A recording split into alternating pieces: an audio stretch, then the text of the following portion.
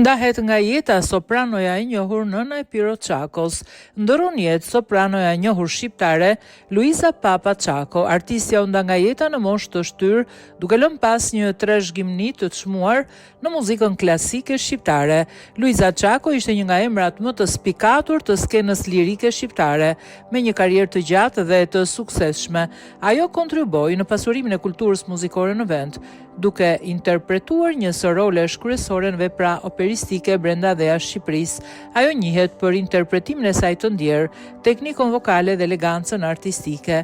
Luiza Çako ishte gjithashtu bashkëshortja e tenorit të njohur Gaço Çako dhe nëna e këngëtarit të njohur Piro Çako, duke qenë pjesë e një familje me traditë të thellë muzikore.